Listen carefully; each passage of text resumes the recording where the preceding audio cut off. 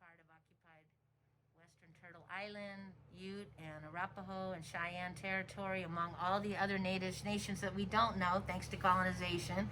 Uh, but we're blessed to be sitting with Sister Lynn on telling us some of the indigenous history that's lost of this genocide and how her relatives were involved in the Mankato, essentially genocide and murder, as well as maybe a little bit about the creek that we went to today. And that you were telling me about the boarding schools and your own family with that. You want to start with the boarding school part or whatever? I was taken to boarding school. My mother abandoned me after my father got into some trouble and went to jail. So my mother abandoned me, and I was taken to St. Francis boarding school. That was the first person who ever hit me was a German nun on the head with a pair of scissors. I had just had a spinal tap done, and I didn't have my homework done. Luckily, we didn't stay there too long, but we bounced around from home to home. I am in this documentary called Blood Memory here. I aged out of foster care at the age of 15 and have been on my own ever since. But I am in this documentary, and you can look it up. It was on PBS about welcoming back we're called lost birds, split feathers, when we're lost to the system and we have to find our way back home. So, my ancestors, my great-grandfather rode with Buffalo Bill. They left him over there for a couple of years, and he was left over there in England, so I may have relatives in England, I don't know. My great-grandfather on my Eagle Feather side went to Carlisle Indian School and was 27 years old and in the 3rd grade when he left the school, thinking he had an education. He was farmed out, enslaved. It's in the records, it's in the archives of the school records. That he was Felix Iron Eagle Feather was his name. That he was farmed out, and then he would get better, and then they would put him back in school, and then he would get well again if he was sick, and then they'd farm him back out, send him back out, back and forth like a slave. So we were also slaves. My ancestors were slaves also. So, and then, so me being aged out in foster care, I was institutionalized, warehouse, because they had nowhere to put me. They said I was too old for foster homes and too young to be on my own. But I proved them wrong, and I've been on my own since I was 15. I went to SIPI in Albuquerque, New Mexico. I went to school there. I put myself in school at SIPI. Right on. University of Nebraska. I put myself into school there. I tried to work hard and be a single parent, even not knowing parenting skills, even the simple parenting skills. You did your best. I tried. You did your best. You did beautifully. And I You've got a can't, beautiful life in this world, don't even. I can't believe that I'm gonna be 65 and What? You don't look a day over 40. I feel like it. You know, my body's starting Don't to fall let this world apart. get you, because you're a beautiful spirit. You know that. And you have so much to teach all of us, right? Yes. So much. Maybe just tell us a little bit about what you were saying about the children used to play on that creek that we were at today. Oh, at the creek at Confluence Park, that was a trading spot. That's where all the tribes used to meet, with the fur trappers, and they used to trade. My daughter found a piece of turquoise about that big on the banks where Elitch is.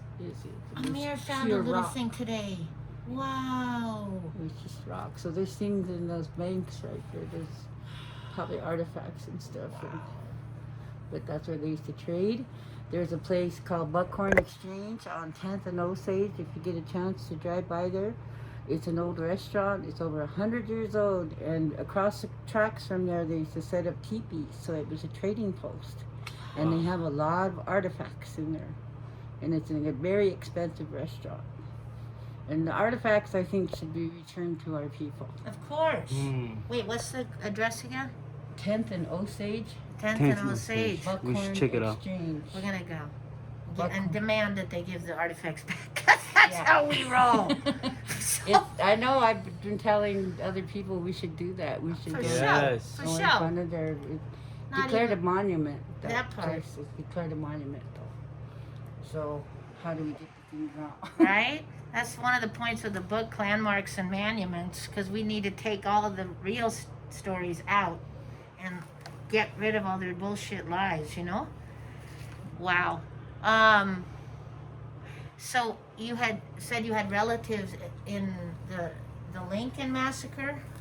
Mankato, I have 3 ancestors that were ordered hung by Abraham Lincoln right after he signed the Emancipation Proclamation, right after he freed the slaves. So some of the people, the women, they have what they call a penny dress. They make penny dresses, and what they do is punch a hole in Lincoln's head, and they sew the pennies.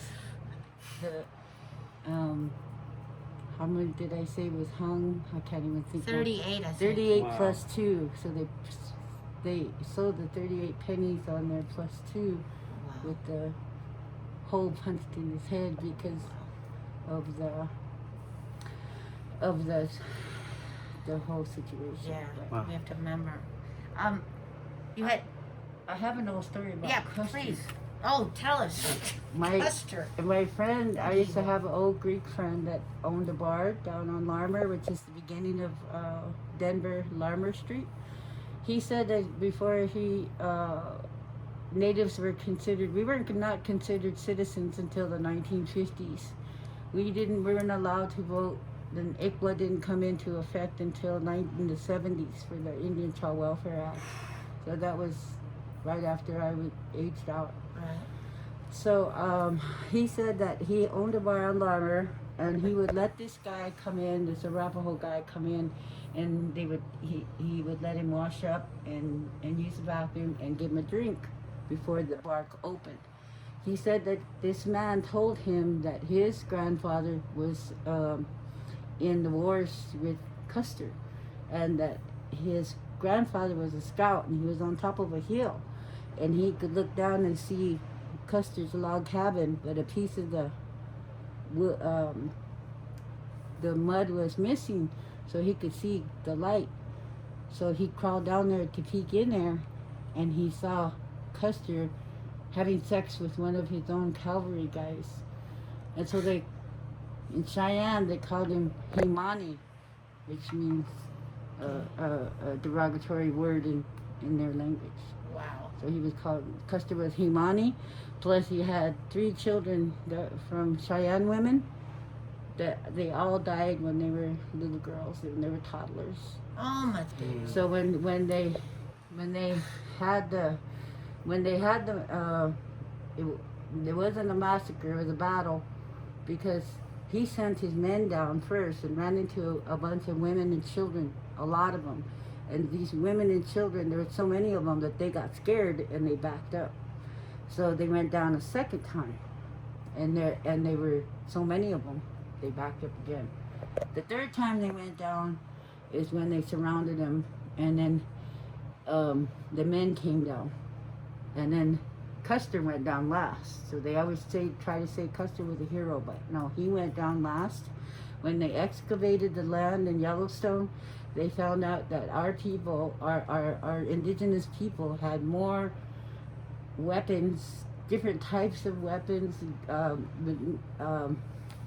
guns and whatever, different types than the cavalry did. So Custer was also, they used to mutilate the bodies, but his was not mutilated. Instead, they sucked the sewing awls that they used to sew with in his ears, so he didn't listen in this lifetime. They cleaned his ears for him with those sewing awls so he could hear in the next life. Oh, oh my dear. Woo! And those are some Okay. lessons and some stories that I've heard and that. History teacher Lynn Eagle Yes. Feather. That's what I'm talking about. The powerful, real history, not the settler colonial lies that they teach our babies in these stolen land schools. Wow. Okay, so for today's history lesson, There's a lot in one. there's a lot. The last question I would ask you is a message out to folks, to fellow indigenous people, to poor people, to black and brown folks, dealing with this brutality, this police. What's a message? Because you are a warrior. Yes. Just think about that. What would you like to say to us? Don't stop fighting. Oh, Don't give up. You know, I know we all have our bad days and our hard times, but don't give up. We are our children's voices. We are our ancestors' voices. We are the future's voices. The future generations they are watching us, and we need to set an example and leave something good for them behind for them, and not the Mother Earth is Unchimaka is burning up. There's floods, there's fires. This climate change needs to get under control. And I pray every day for the future for our children. Oh. So I just say to never give up. Have respect for your elders. Have respect for everyone. And love one another. And keep the good and positive vibes going in Ashe. church. Oh, Oh, Mateo. Amateo.